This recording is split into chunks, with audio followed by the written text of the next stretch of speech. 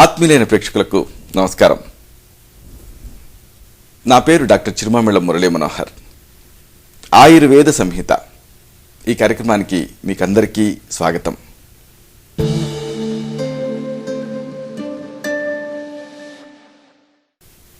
ఈ కార్యక్రమంలో ఒక ముఖ్యమైన విషయాన్ని, ప్రాచీన ఆయుర్వేద రహస్యాల్ని తెలుసుకోబోతున్నారు. ఆకలింపు చేసుకొని ఆచరిస్తే ఈ అంశాలు మీ మొత్తం జీవితాన్ని అనూహ్యంగా మార్చేస్తాయి, సంపూర్ణమైన ఆరోగ్యాన్ని తిరిగి పొందేలా చేస్తాయి.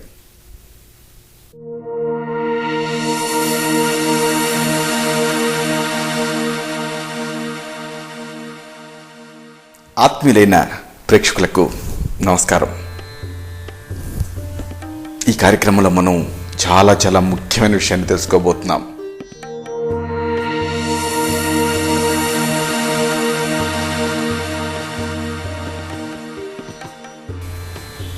పిల్లల మెదడుకు హాని జరిగి బుద్ధిమాంద్యం ప్రాప్తించడం, సెరిబ్రల్ పాల్సీ.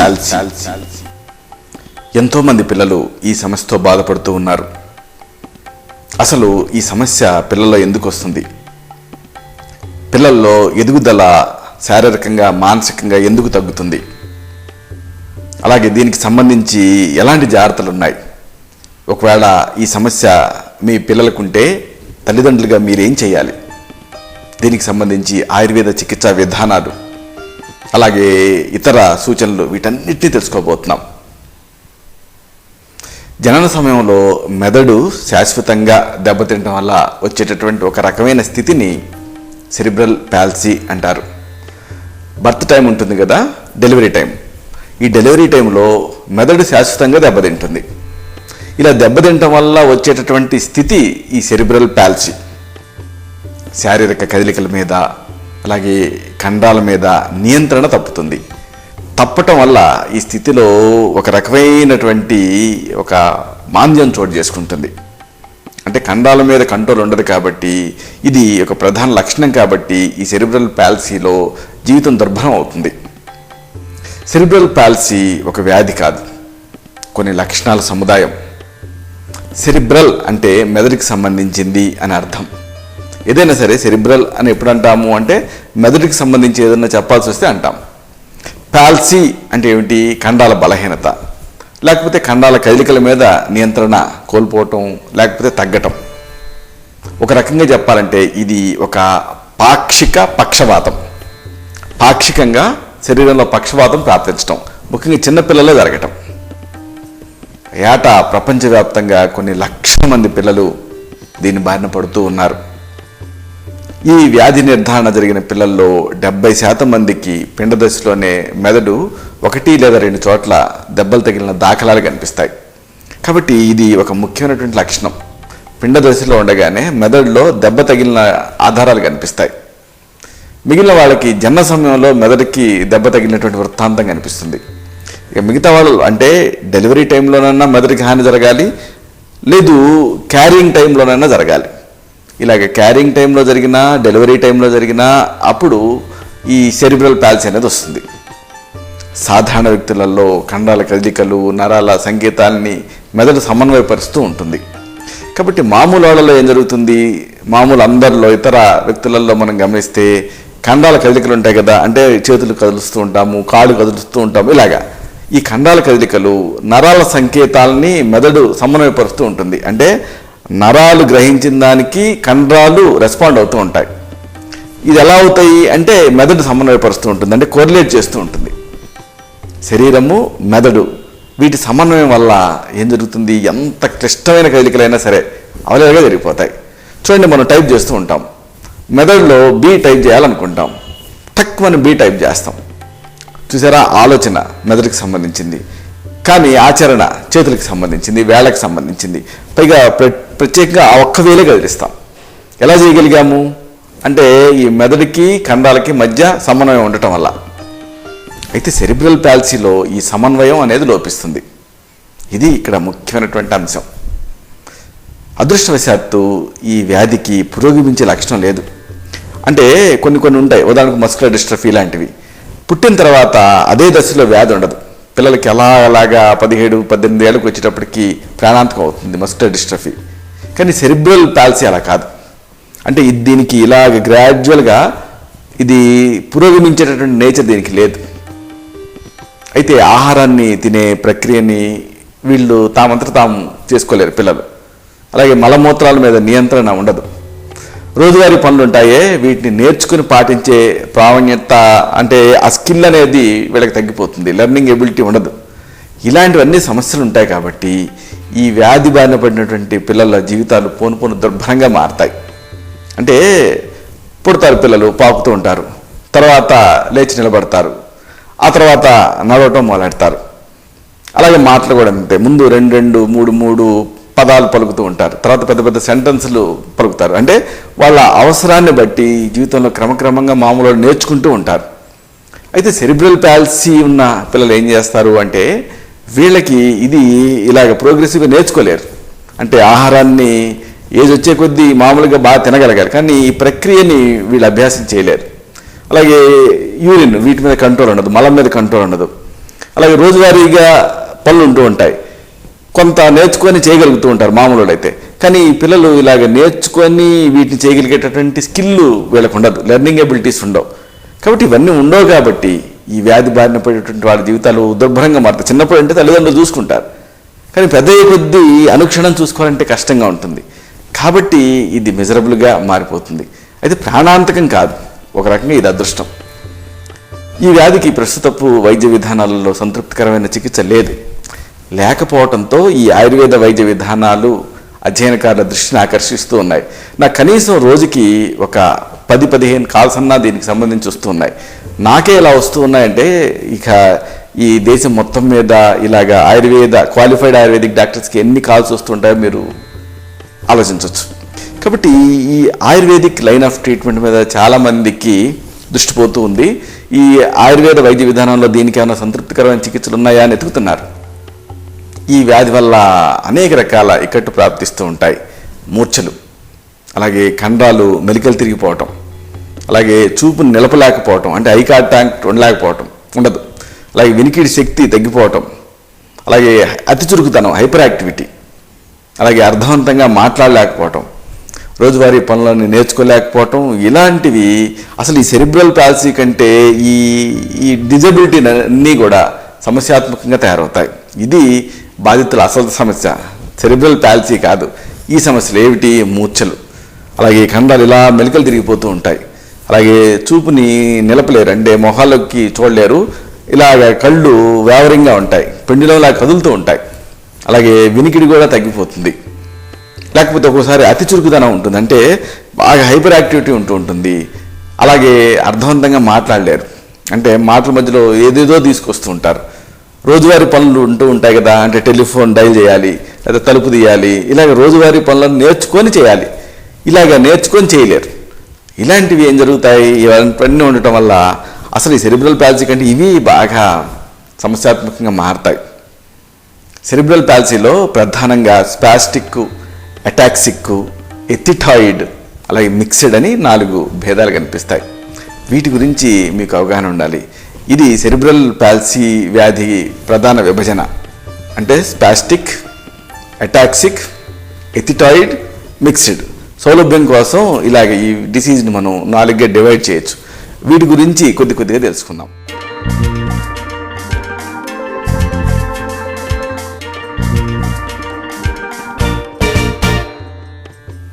మొట్టమొదట మేనిఫెస్టేషన్ స్పాస్టిక్ సెరిబ్రల్ పాల్సీ. కండరాలు బాగా బిగుసిపోయినప్పుడు ఈ స్పాస్టిక్ సెరిబ్రల్ పాల్సీ అంటారు. అంటే కండరాలు బాగా టఫ్గా తయారైనాయి అనుకోండి, బిగుసిపోయాయి అనుకోండి, రిజిడ్గా, అప్పుడు ఈ పేరుతో పిలుస్తారు. సెరిబ్రల్ పాల్సీ కేసుల్లో ఈ రకం 70% వరకు కనిపిస్తూ ఉంటాయి. ఈ వ్యాధి బారిన పడినటువంటి వాళ్ళకి కండరాలు బాగా పట్టేసినట్టు ఉంటాయి, అనైచ్ఛిక సంకోచాలు ఉంటాయి, అంటే జర్క్స్ ఉంటూ ఉంటాయి, అంటే ఇలాగా జర్క్ అవుతూ ఉంటుంది. చేతులతోటి దేన్నన్నా పట్టుకోవాలనుకోండి, మామూలు వాళ్ళు ఈజీగా పట్టుకోగలుగుతారు, కానీ ఈ ప్రత్యేకమైనటువంటి ఈ రకానికి చెందిన వాళ్ళు పట్టుకుంటే తేలిగ్గా తిరిగి వదిలిపెట్టలేరు, అంటే అలాగా వస్తువు అలాగా చేతిలో ఉండిపోతుంది. ఇక విడదీయాలంటే చాలా కష్టంగా అనిపిస్తుంది. ఈ వ్యాధి ప్రభావానికి లోనైనటువంటి శారీరక భాగాల్లో పెరుగుదల నిలిచిపోతుంది. అంటే ఏదైతే ఈ వ్యాధి ఏ పార్ట్స్ని అయితే అటాక్ చేస్తుందో ఆ పార్ట్స్ పెరగవు. ఉదాహరణకు పిరుదులు, అలాగే తొడలు, అలాగే పిక్కల లోపల ఉండే కండరాలు ఇవన్నీ సంకోచిస్తాయి కాబట్టి మోకాళ్ళ దగ్గర ఈ కాళ్ళు ఇలా లోపలికి తిరిగిపోతాయి. ఇది ముఖ్యమైన లక్షణం. మోకాళ్ళ నుంచి కాళ్ళు ఇలా లోపలికి తిరుగుతాయి. ఇలా లోపలికి తిరిగాయి కాబట్టి మామూలుగా నడవలేరు, కత్తెర నడక ఉంటుంది. దీన్ని ఒక ప్రత్యేక లక్షణం కింద మనం భావించాలి. సిజర్స్ గెయిట్ అంటారు వైద్య పరిభాషలో. కత్తెర కాళ్ళు, కత్తెర నడక ఉంటుంది, సిజరింగ్గా ఉంటుంది నడక. అంటే నడిచేటప్పుడు కాళ్ళు ఒకదానికొకటి అడ్డుకుంటాయి. ఇలాగ అడ్డుకోవటం వల్ల పడిపోతూ ఉంటారు. అలాగే మునివేళ్ల మీద నడవటం, ఇది కూడా ఒక ముఖ్యమైన లక్షణం. అంటే ఇలాగా టోస్ మీద నడుస్తారు, ఇది సాధారణ లక్షణం. ఈ స్పాస్టిక్ సెరిబ్రల్ పాల్సీని శరీరం మీద చూపించే ప్రభావాన్ని బట్టి తిరిగి 5 విధాలుగా విభజించవచ్చు. అంటే మనం ఇప్పుడు స్పాస్టిక్ సెరిబ్రల్ పాల్సీ గురించి మాట్లాడుకుంటున్నాం. ఇది శరీరం మీద డిఫరెంట్గా మేనిఫెస్ట్ అవుతూ ఉంటుంది. ఇలా మేనిఫెస్టేషన్ ఆధారం చేసుకొని తిరిగి దీన్ని ఒక 5 రకాలుగా విభజిస్తాం. ఒకటి ఏంటంటే డైప్లీజియా. జాగ్రత్తగా వినాలి మీరు, ఇదేమీ అంత కష్టతరం కాదు, మీరు కాస్త కూల్గా వింటే మొత్తం అర్థమైపోతుంది. ఒకటి డైప్లీజియా. ఈ డైప్లీజియా అంటే ఏమిటంటే చేతులు కానీ లేకపోతే కాళ్ళు కానీ వ్యాధి ప్రభావానికి లోనవుతాయి. డై అంటే 2 అని, అంటే 2 చేతులు కానీ 2 కాళ్ళు కానీ. ఇక హెమీప్లీజియా. హెమీ అంటే సగం, శరీరంలో ఒక పక్కన ఉండేటటువంటి కాలు చెయ్యి ఈ వ్యాధి ప్రభావానికి లోనవుతాయి, ఒక పక్కనే హెమీప్లీజియా. ఇక క్వాడ్రీప్లీజియా. క్వాడ్రీ అంటే 4 అని. క్వాడ్రీప్లీజియాలో ఏంటి, 2 కాళ్ళు 2 చేతులు, ఇవి 2 కూడా అంటే పైవి కిందవి 2 కూడా వ్యాధి ప్రభావానికి గురవుతాయి. క్వాడ్రీ అంటే 4, అంటే 2 కాళ్ళు 2 చేతులు కలిపి 4 కూడా ఈ వ్యాధి ప్రభావానికి గురవుతాయి. అలాగే ఈ నాలుక కదలికలు తగ్గిపోయి మాట ముద్దగా వస్తూ ఉంటుంది క్వాడ్రీప్లీజియాలో, ఇది ముఖ్యమైన లక్షణం. ఇక మోనోప్లీజియా. మోనో అంటే 1 అని. ఈ మోనోప్లీజియాలో ఏంటి, కాళ్ళు కానీ చేతుల్లో కానీ ఏదో ఒకటి మాత్రమే ఈ వ్యాధి ప్రభావానికి గురవుతుంది, ఏదైనా ఒకటే వీక్ అవుతుంది. ఇక ట్రైప్లీజియా. ఈ ట్రై అంటే 3 అని. ట్రైసికిల్ అంటే చూసారా, 3 చక్రాల సైకిల్, అలాగా. ట్రైప్లీజియాలో ఏంటి, కాళ్ళు చేతులలో 3 మాత్రం వ్యాధిగ్రస్తం అవుతాయి, ఏదో ఒకటి మాత్రం బాగుంటుంది, మిగతా 3 వ్యాధిగ్రస్తం అవుతాయి. మామూలు సందర్భాలలో ఆరోగ్యవంతుల కండరాలు కలిసికట్టుగా పనిచేస్తూ ఉంటాయి. మామూలు సందర్భాల్లో ఏమిటి, కలిసికట్టుగా అంటే ఒక కాలు ముందుకు పడింది అనుకోండి, ఒక కాలు వెనక ఉంటుంది. చేతులు అంతే, ఒక చేయి ముందుకుంటే ఒక చేయి వెనక ఉంటుంది, ఎందుకంటే బ్యాలెన్స్ కోసం కలిసికట్టుగా ఇలా పనిచేస్తూ ఉంటాయి. అంటే కొన్ని కండరాలు సంకోచిస్తే మరికొన్ని కండరాలు వ్యాకోచించాలి. ఇలాగా సంకోచ వ్యాకోచాల వల్ల నిరాటంకమైనటువంటి కదలికలు ఉంటూ ఉంటాయి. అంటే అప్పుడు స్మూత్గా మనం కదలగలుగుతాం. చూడండి, మనం ఇలా చెయ్యి మనం ముడవాలి, ఇది సంకోచించింది, ఇది వ్యాకోచించింది, ఈ కండరం ఇలాగనమాట. అయితే స్పాస్టిక్ సెరిబ్రల్ పాల్సీలో ఏం జరుగుతుంది, జాగ్రత్తగా వినాలి, అన్ని వర్గాలకు చెందిన కండరాలు బిగుసుకుపోతాయి. స్పాస్టిక్ అంటే బిగుసుకుపోవటం. ఇక అన్నీ బిగుసుకుపోయినాయి. చూడండి, ఇది బిగుసుకుంది, ఇది వ్యాకోచించింది కాబట్టి మూడవగలిగాం. 2 బిగుసుకుంటే ఇలాగా బిగుసుకోవటం అనేది స్పాస్టిక్ సెరిబ్రల్ పాల్సీలో ముఖ్య లక్షణం. దీంతో నడవటం ఇలాంటి కదలికలు చాలా కష్టంగా అయిపోతాయి. మెదడు లోపల ఉండేటువంటి సెరిబ్రల్ కార్టెక్స్ దెబ్బతింటుంది కాబట్టి ఇలా దెబ్బతింటం వల్ల ఈ స్థితి అనేది వస్తూ ఉంటుంది. దీనికి ఆయుర్వేదంలో పంచకర్మ చికిత్సలు చేస్తాం. అలాగే కండరాన్ని వ్యాకోచపరచాలి. ఇలా వ్యాకోచపరిచే ప్రత్యేకమైనటువంటి మూలికలు ఉన్నాయి, వీటిని ప్రయోగిస్తాం. అలాగే ప్రత్యేకమైనటువంటి పనిముట్లు ఉంటాయి, వీటి సహాయంతో వీళ్ళకి కాస్త కదలికలను ఇంప్రూవ్ చేయాల్సి ఉంటుంది. ఒక రకంగా ఇది ఫిజికల్ థెరపీ లాంటిది. ఇలాగ ఈ అన్ని సమిష్టి ప్రయోగంతో, అంటే పంచకర్మ చికిత్సలు, మూలిక ఔషధాలు, అలాగే ప్రత్యేకమైనటువంటి అమరికలు, పనిముట్లు, వీటితో ఈ స్థితిని మనం చికిత్సించాల్సి ఉంటుంది.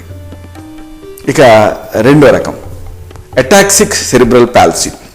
స్పాస్టిక్ సెరిబ్రల్ పాల్సీ అయిపోయింది, ఇప్పుడు మనం తెలుసుకోబోతుంది అటాక్సిక్ సెరిబ్రల్ పాల్సీ. ఈ వ్యాధిగ్రస్తుల్లో 10% మంది, మామూలు సెరిబ్రల్ పాల్సీ మొత్తం వ్యాధిని తీసుకుంటే 10% మంది ఈ వ్యాధికి గురవుతూ ఉంటారు, ఈ రకం వ్యాధికి, అటాక్సిక్ సెరిబ్రల్ పాల్సీ. దీంట్లో కండరాలు బాగా డేలా పడతాయి. మొదటి దాంట్లోనేమో స్పాస్టిక్ అంటే బాగా గట్టి పడతాయి, దీంట్లో కండరాలు బాగా డేలా పడిపోతాయి, అటాక్సియా. కండరాలు బలహీనత అనేది కూడా ఉంటుంది. అక్కడేమో కండరాలు బాగా బిగుసిపోయి ఉంటాయి, ఇక్కడ కండరాలు బలహీన పడిపోతాయి. అంటే నడిచేటప్పుడు నిలకడ, సమతూకం ఇలాంటివి ఉండవు, ఎందుకంటే డేలా పడ్డాయి కాబట్టి ఈ నడిచేటప్పుడు ఇలాగా సమతూకం అనేది ఉండదు, లోతును తెలుసుకోలేరు. ఇది ముఖ్యమైనటువంటి లక్షణం. మెట్లు దిగాలి, లోతుగా ఉంటే మనం జాగ్రత్త తీసుకుంటాం, కానీ వీళ్ళకి లోతు తెలియదు, అంటే డెప్త్ పర్సెప్షన్ ఉండదు. ఇది ముఖ్యమైనటువంటి లక్షణం అటాక్సియా, ఈ అటాక్సిక్ సెరిబ్రల్ పాల్సీలో. ఖండాల సమన్వయం లోపిస్తుంది. ఏదన్నా పని చేయాలనుకోండి, ఉదాహరణకు ఏ కాగితాన్ని కత్తిరించాలి, లేకపోతే పుస్తకంలో కాగితాలు ఉంటాయి కదా, వీటిని ఇలా తిప్పాలి. ఇలాంటివి చేసేటప్పుడు వణుకు వస్తుంది. ఇలాగా వణుకుతారు ఈ పేజీ తిప్పాలంటే. లేకపోతే ఇలాగా ఒక కాగితాన్ని కత్తిరించాలనుకోండి, చేతులు వణుకుతాయి. సున్నితమైనటువంటి వేగవంతమైన కదలికలు కష్టం అయిపోతాయి ఈ సబ్ టైప్కి గురైనటువంటి ఈ సెరిబ్రల్ పాల్సీ బాధితుల్లో. అక్షరాలు రాయాలి, ఇలాగ రాయటం ఇలాంటి నిపుణతతో కూడినటువంటి పని ఇది. దీన్ని చేతులతో చేయలేరు, అంటే రాయలేరు. నిలబడ్డప్పుడు నిలకడ అనేది ఉండదు, అంటే ఒక పక్కకి తూలుతూ ఉంటారు. ఇవన్నీ ముఖ్యమైన లక్షణాలు అటాక్సిక్ సెరిబ్రల్ పాల్సీలో. ఇక తర్వాత రకం ఎథిటాయిడ్ సెరిబ్రల్ పాల్సీ. ఎథిటోసిస్ అంటే ఏంటంటే అసంకల్పితమైనటువంటి నియంత్రణ లేనటువంటి అవాంఛితమైనటువంటి కదలికలు. క్లియర్ అయింది కదా? అసంకల్పితం అంటే అసంకల్పితంగా ఆటోమేటిక్గా కదలికలు వచ్చేస్తాయి, నియంత్రణ ఉండదు, అంటే కంట్రోల్ ఉండదు. ఇక అవాంఛితం, మనం కోరుకోం. ఇలాంటి కదలికలు ముఖ్యమైనటువంటి లక్షణంగా ఈ ఎథిటాయిడ్ సెరిబ్రల్ పాల్సీలో ఉంటాయి. ఎథిటోసిస్ అంటే ఇలాగా చెప్పు చేతల్లో ఉండకపోవటం. ఎథిటాయిడ్ సెరిబ్రల్ పాల్సీలో ఈ ఖండాల కట్టు విడుపులు, అంటే స్పాజమ్ ఉంటుంది, రిలాక్సేషన్ ఉంటుంది, ఇలా పట్టు విడుపులు ఉంటూ ఉంటాయి. అంటే కొంచెంసేపు ఖండాలు బిగుసు ఉంటాయి, తర్వాత మరి కొంతసేపు పూర్తిగా పట్టు లేకుండా వదిలైపోతాయి. ఈ లక్షణం అనేది ముఖ్యంగా కనిపిస్తుంది ఎథిటాయిడ్ సెరిబ్రల్ పాల్సీలో. ఇవన్నీ ఆధీనం లేకుండానే అసంకల్పితంగా జరిగిపోతూ ఉంటాయి. అంటే ముఖం ఖండాలు, చేతులు తాలూకు ఖండాలు, వాటంతా అవే కదిలిపోతూ ఉంటాయి. తిన్నగా నిలబడటం, కుదురుగా కూర్చోటం, ఇలాంటివి దుస్సాధ్యం అవుతాయి. అంటే తిన్నగా నిలబడలేరు, కుదురుగా కూర్చోలేరు, చాలా కష్టంగా అనిపిస్తూ ఉంటుంది. ఆటోమేటిక్గా మూమెంట్ వచ్చేస్తూ ఉంటుంది. మాట కూడా స్పష్టత ఉండదు. కప్పుని వేళ్లతో పట్టుకోవాలంటే చాలా కష్టంగా ఉంటుంది, ముక్కుని గీరుకోవాలంటే కష్టంగా ఉంటుంది, బ్రష్తో పళ్ళు శుభ్రం చేసుకోవాలంటే కష్టంగా ఉంటుంది, పెన్సిల్ పట్టుకొని రాయాలంటే కష్టంగా ఉంటుంది. ఇలాగ మామూలు ఇవన్నీ తేలికపాటి పనులు, కానీ ఇవి కూడా అంత తేలిగ్గా చేయలేరు. కదలికలు రెస్ట్రిక్ట్ అయిపోతూ ఉంటాయి. కదలికల వల్ల ఈ పనులు, అంటే కదలికలు రెస్ట్రిక్ట్ అవటం వల్ల ఈ పనులు చేయలేరు. సెరిబ్రల్ పాల్సీ కేసుల్లో 10% మందికి ఈ తరహా సమస్య అనేది కనిపిస్తూ ఉంటుంది. మిడ్ బ్రెయిన్ ఉంటుంది కదా, ఈ మిడ్ బ్రెయిన్లో ఉండే బేసల్ గ్యాంగ్లియా దెబ్బతిన్నప్పుడు సాధారణంగా ఈ సబ్ టైప్ కనిపిస్తూ ఉంటుంది. ఇక తర్వాత రకం మిక్స్డ్ సెరిబ్రల్ పాల్సీ. దీంట్లో ఇప్పుడు మనం చెప్పుకున్నామే, ఈ లక్షణాల్లో 2 కానీ లేకపోతే అంతకంటే ఎక్కువ భేదాలు కానీ కనిపిస్తాయి. అంటే ఇప్పుడు మనం మిగతా 4 భేదాలు చెప్పుకున్నాం కదా, వీటిలలో కొన్ని కానీ లేకపోతే 2 కానీ 1 కానీ అంతకంటే ఎక్కువ కానీ మిక్స్డ్ సెరిబ్రల్ పాల్సీలో కలిసిపోయి కనిపిస్తూ ఉంటాయి. సరే, ఇదంతా కూడా అకాడమిక్ ఇంట్రెస్ట్. అంటే ఈ సబ్ టైప్స్ గొడవ ఇదంతా ఏంటంటే ఈ డిసీజ్ని సిస్టమేటిక్గా అధ్యయనం చేయటం కోసం. అయితే బాధితులుగా లేదా బాధితుల తల్లిదండ్రులుగా మీరు తెలుసుకోవాల్సింది ఏంటంటే, అసలు ఈ సమస్య ఎందుకు వస్తుంది, దీనికి దారితీసే కారణాలు ఏమిటి, ఇది తెలుసుకోవటం ముఖ్యం. ఎందుకంటే ఆయుర్వేదం సంక్షిప్త క్రియాయోగో నిదానస్థిత వర్జనం ఉంటుంది. అంటే కారణాలు కనిపెట్టి ఆ కారణాలు సరిదిద్దుకోవాలి. కారణాలు ఏమిటి, అసలు కారణాలు ఉంటాయా, వీటిని తెలుసుకుందాం.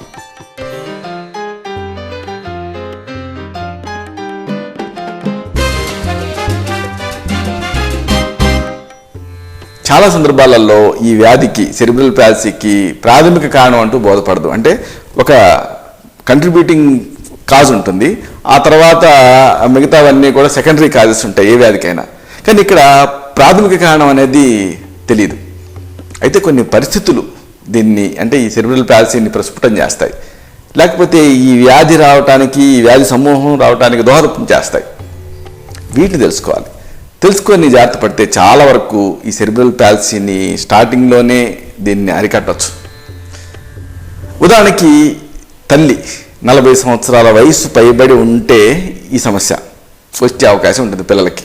అంటే ఏంటి, 40 years తర్వాత ప్రెగ్నెన్సీ మంచిది కాదు. లేకపోతే 20 సంవత్సరాల లోపు వయసు కలిగి ఉండటం వల్ల కూడా సంతానానికి ఈ వ్యాధి వచ్చేటటువంటి అవకాశం ఉంటుంది. అలాగని ఎర్లీ మ్యారేజెస్ కూడా, ఎర్లీ ప్రెగ్నెన్సీస్ కూడా మంచిది కాదు. ఎందుకంటే వాళ్ళ సంతానానికి సెరిబ్రల్ పాలసీ వస్తుంది. చూసారా, 40 ఏళ్ళు పైబడిన తర్వాత ఈ గర్భధారణ మంచిది కాదు, ఎందుకంటే ఆ పిల్లలకి సెరిబ్రల్ పాలసీ వస్తుంది. 20 years లోపు గర్భధారణ కూడా మంచిది కాదు. అలాగే తండ్రి విషయానికి వస్తే, తండ్రి వయసు 20 ఏళ్ళు లోపు ఉండటం వల్ల కూడా ఈ వ్యాధి వచ్చే రిస్క్ ఉంటుంది. ఒకవేళ ఎర్లీగా అంటే 20 years లోపే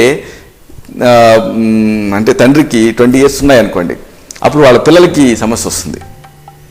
ఇక తొలి గర్భం లేదా 5వ గర్భానికి ఈ వ్యాధి రిస్క్ ఎక్కువ. అంటే ప్రైమరీకి కానీ లేదా 5th ప్రెగ్నెన్సీకి కానీ. ప్రైమరీ విషయంలో జాగ్రత్తగా ఉండాలి. సాధారణంగా ఈ మధ్యకాలంలో 5 గర్భాలు ఎవరికి ఉండట్లేదు, కానీ ఒక్కోసారి అబార్షన్స్ అయ్యి టోటల్గా లెక్కేసుకున్నప్పుడు 5వ గర్భం ఉంటుంది. దానికి ఆ గర్భానికి సెరిబ్రల్ పాలసీ రిస్క్ ఎక్కువ. కవల పిల్లలు, అలాగే నెలలు నిండకుండా పుట్టే పిల్లలు, ఇలాగ కవల పిల్లల్లో కానీ అలాగే ప్రీటర్మ్ బేబీస్లో కానీ ఈ సెరిబ్రల్ పాలసీ కనిపించవచ్చు. గర్భధారణ తాలూకు 3వ త్రైమాసికం అంటే 3rd trimester అంటాం. ఇలాగా 3వ త్రైమాసికంలో ఒకవేళ రక్తస్రావం అయిందనుకోండి, అప్పుడు పిల్లలకి వ్యాధి రావచ్చు, పుట్టబోయే పిల్లలకి. అంటే లాస్ట్ స్టేజీ మామూలుగా 7, 8, 9 నెలలు కదా 3వ త్రైమాసికం. ఈ త్రైమాసికంలో ఎప్పుడన్నా బ్లీడింగ్ అయిందనుకోండి తల్లికి, అప్పుడు ఆ తర్వాత అలా పుట్టిన సంతానానికి వ్యాధి వచ్చే రిస్క్ ఉంటుంది. ఇక పిండం అడ్డం తిరిగిన సందర్భాలలో దాన్ని బ్రీచ్ అంటారు.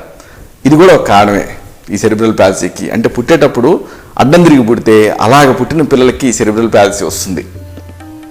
జన్మ సమయంలో పిండానికి ఒకవేళ ప్రాణవాయువు సరిగ్గా అందలేదనుకోండి, ఆక్సిజన్, అంటే అలాగ హైపాక్సియా వస్తూ ఉంటుంది ఫేటల్ డిస్ట్రెస్ ఇలాంటి సందర్భాలలో. అప్పుడు ఇలాగ ఫేటల్ డిస్ట్రెస్ వచ్చినప్పుడు అప్పుడు ఆ తర్వాత కాలంలో ఈ సమస్య వస్తుంది.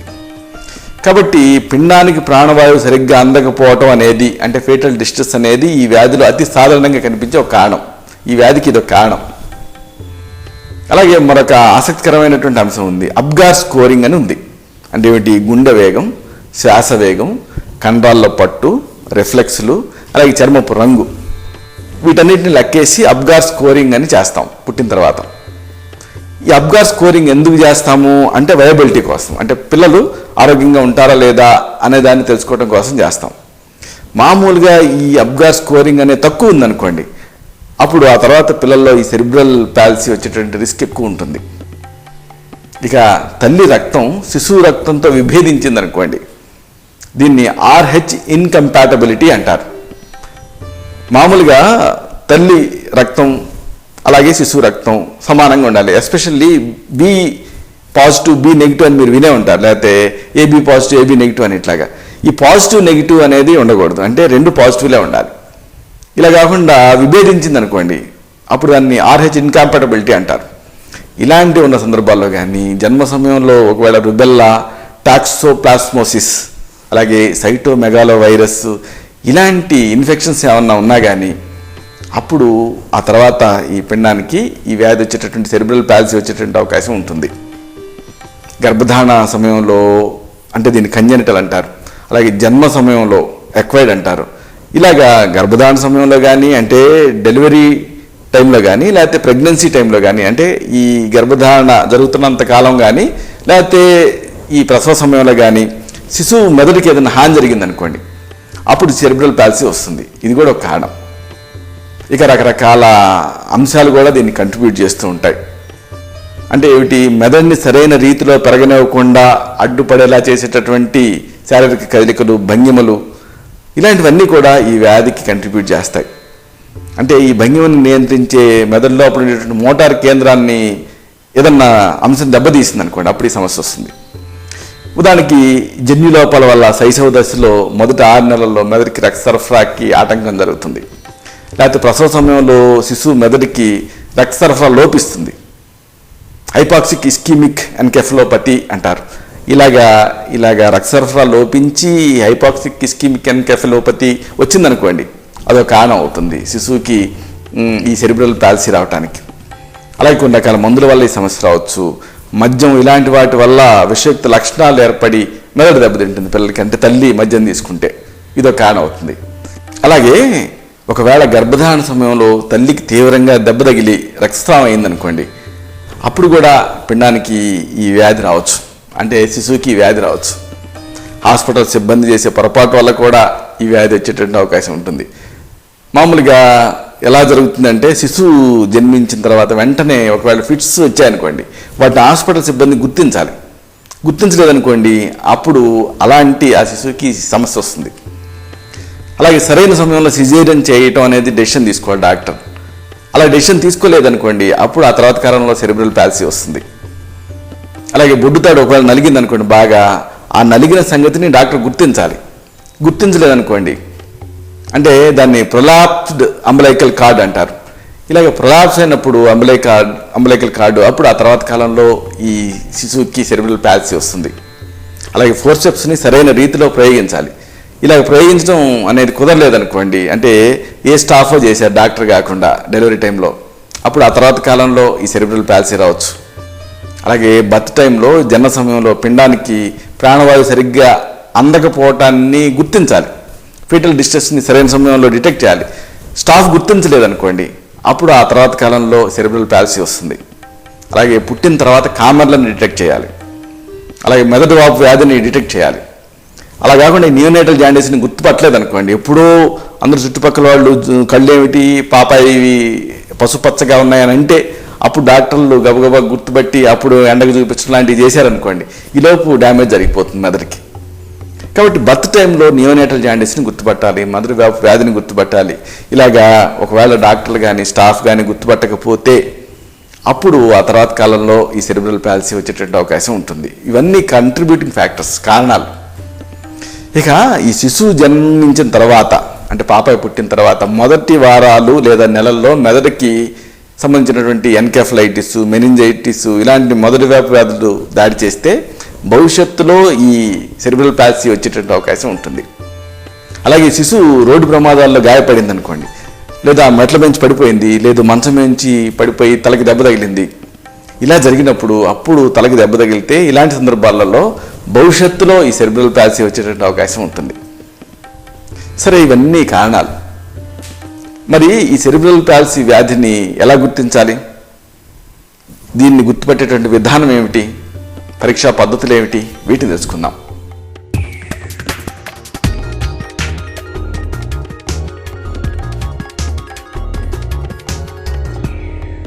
పాపాయికి 18 లేదా 24 నెలల వయసు నిండే వరకు కూడా ఈ వ్యాధిని గుర్తించడం కష్టం.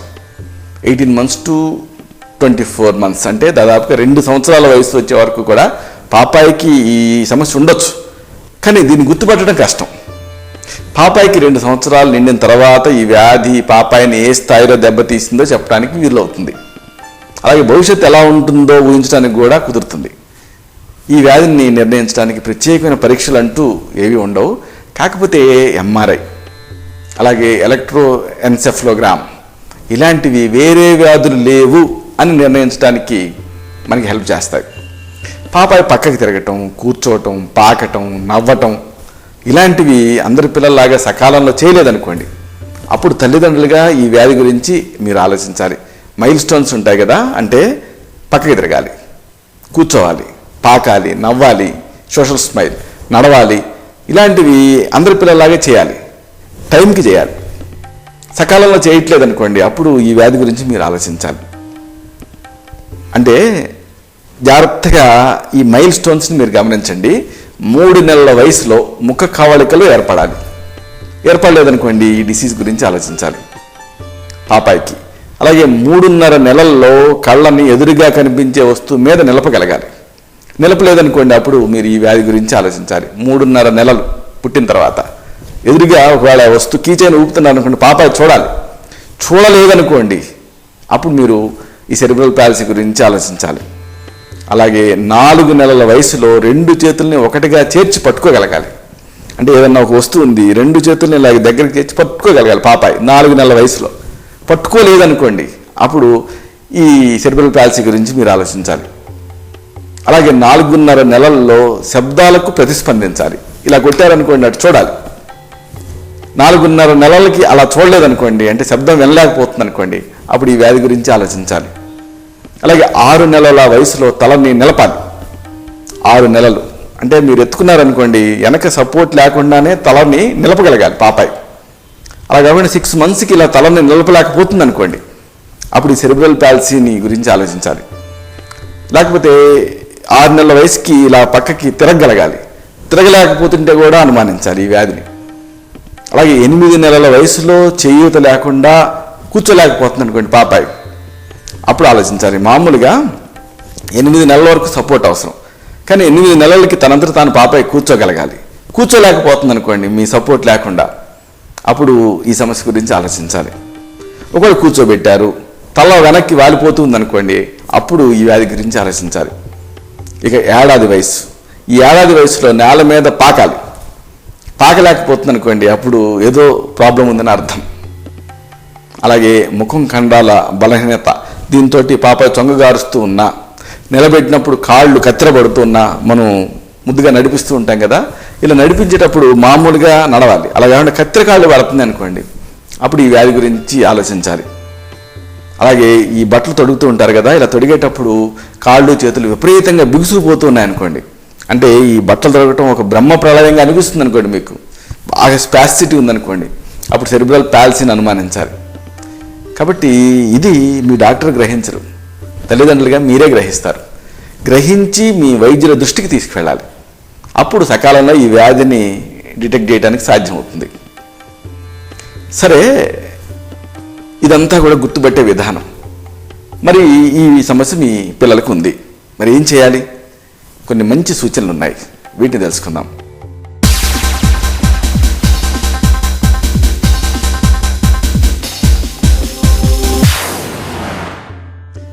ఈ సెరిబ్రల్ పాలసీ బారిన పడిన పిల్లలు అందరి పిల్లల మాదిరిగా అన్ని పనులను కూడా తాము చేసుకోలేరు.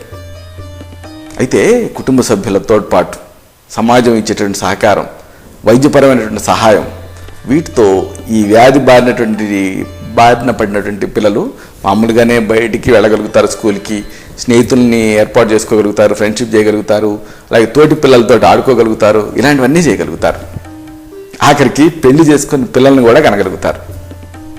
ఈ వ్యాధి బారిన పడినటువంటి మహిళలు మామూలుగానే పిల్లలకి జన్మనివ్వగలుగుతారు.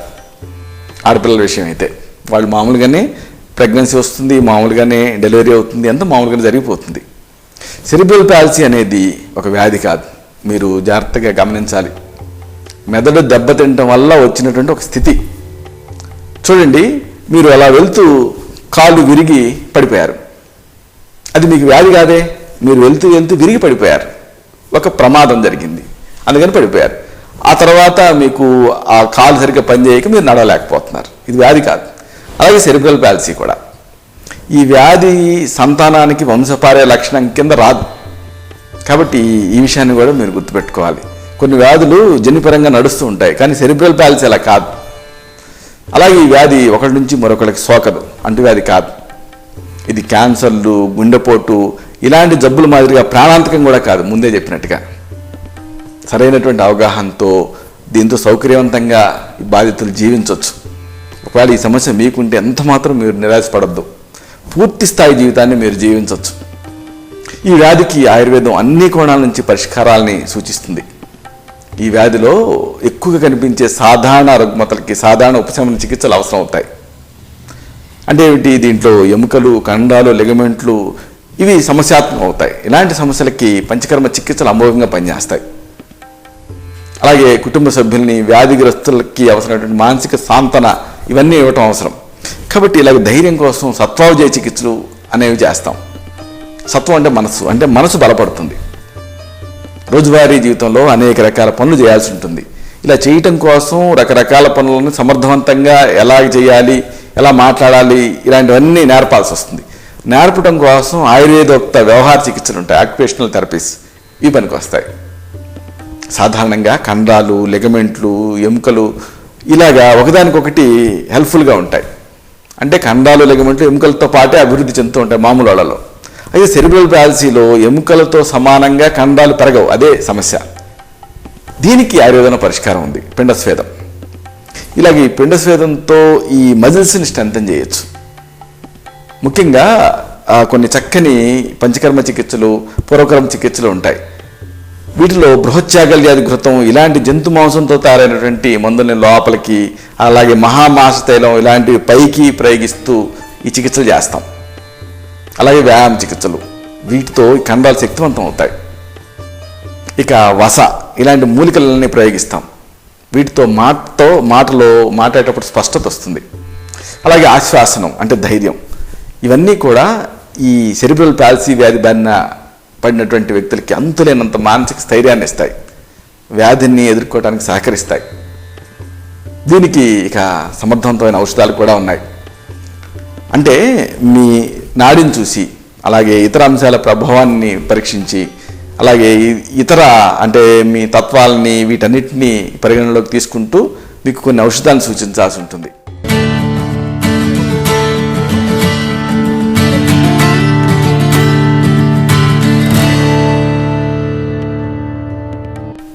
ఉదాహరణకు స్మృతిసాగర్ రసం అనే దాన్ని కొంతమందికి ఇస్తూ ఉంటాం. వాత చింతామణి మరి కొంతమందికి బాగా సూట్ అవుతుంది. అలాగే రసరాజరస్ ఇలాంటి శక్తివంతమైనటువంటి రాజౌషధాలు ఉన్నాయి. ఇవి మెదడు పనితీరుని సక్రమంగా నడిపిస్తాయి. వీటిని సరైన వైద్య సలహాతో తీసుకుంటే పసి పిల్లల పాలిట ఈ మహమ్మారి శాపంగా పరిణమించకుండా ఉంటుంది. ఈలోపు వైద్య సలహా తీసుకునే లోపు మీకు ఒక చక్కని గృహ ఔషధాన్ని చెప్తాను. దీనికి మీకు కావాల్సిన పదార్థాలు రాసుకోండి. 40 గ్రాముల బ్రాహ్మీ పంచాంగ చూర్ణం, దీన్ని తెలుగులో సంబరేణి మొక్క అంటారు. అలాగే 20 గ్రాముల అశ్వగంధ వేరు చూర్ణం, దీన్ని తెలుగులో పిన్నేరుగడ్డ అంటారు. అలాగే 10 గ్రాముల వస కొమ్ముల చూర్ణం, దీన్ని వజ ఇలాంటి పేరుతో పిలుస్తారు. అలాగే 10 గ్రాముల చందనం చెక్క చూర్ణం, మంచిగంధం చూర్ణం. అలాగే 10 గ్రాముల అతి మధురం చూర్ణం, సంస్కృతంలో ఇష్టి మధు అంటారు. ఇలాగ వీటన్నిటిని సిద్ధం చేసుకోండి. ఒక పాత్రలో వీటన్నిటిని కలపండి. అంటే 40 గ్రాముల బ్రాహ్మీ పంచాంగ చూర్ణాన్ని అంటే సంబరేణి మొక్క చూర్ణాన్ని, 20 గ్రాముల అశ్వగంధ వేరు చూర్ణాన్ని అంటే పెన్నేరుగడ్డల చూర్ణాన్ని, 10 గ్రాముల వసకొమ్ముల చూర్ణాన్ని, అలాగే 10 గ్రాముల చందనం చెక్క చూర్ణాన్ని, 10 గ్రాముల అతి మధురం వేరు చూర్ణాన్ని కలపండి. అన్నిటిని కలిపితే ఒక మందు తయారవుతుంది. దీన్ని నిల్వ చేసుకోవాలి. మేధామృత చూర్ణం సిద్ధం అవుతుంది. ఈ మేధామృత చూర్ణాన్ని 1 నుంచి 4 గ్రాముల మోతాదుగా రోజుకి 3 సార్లు భోజనం తర్వాత నీళ్లతో కానీ నెయ్యితో కానీ లేకపోతే పాలతో కానీ కలిపి ఇస్తూ ఉంటే పిల్లల్లో ఈ బుద్ధిమాంద్యం, ముఖ్యంగా మెదడు పనితీరు అనేది తిరిగి గాడిలో పడుతుంది. అలాగే ఖండాలు కూడా వాటి పనితీరు సక్రమంగా జరుగుతాయి. క్రమంగా వీళ్ళు ఈ సమస్య నుంచి బయటపడటం మొదలెడతారు. ఇది ప్రథమ చికిత్సగా పనిచేస్తుంది.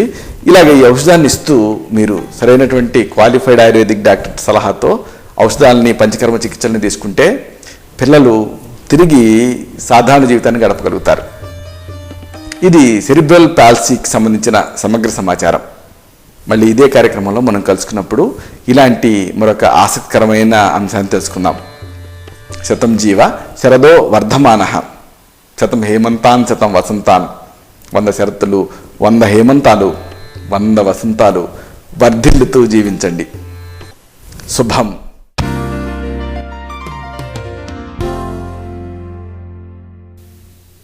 చూశారు కదా, ఇది విషయం. ఈ కార్యక్రమం మీకు ఉపయోగపడిందని, ఉపయోగపడుతుందని ఆశిస్తాను. అలాగే ఇందులోని విషయాల మీద మీకు అవగాహన పెరిగిందని భావిస్తాను. దీనిలోని విషయాలు నలుగురికి చేరేలాగా 10 మందికి ఉపయోగపడేలా మీ వంతు సహాయం మీరు చేయండి.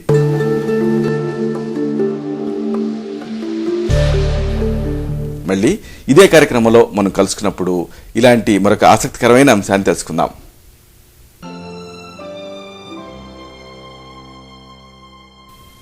శతం జీవ శరదో వర్ధమానః, శతం హేమంతాన్ శతం వసంతాన్, 100 శరత్తులు 100 హేమంతాలు 100 వసంతాలు వర్ధిల్లుతూ జీవించండి.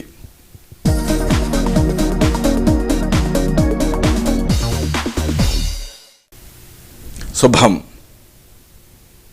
డాక్టర్ చిరుమామిళ్ల మురళీ మనోహర్, ఎండి, ఆయుర్వేదం, Raksha ayurvedic center, Sarathi studios road, opposite state home, Ameerpet, Hyderabad 73.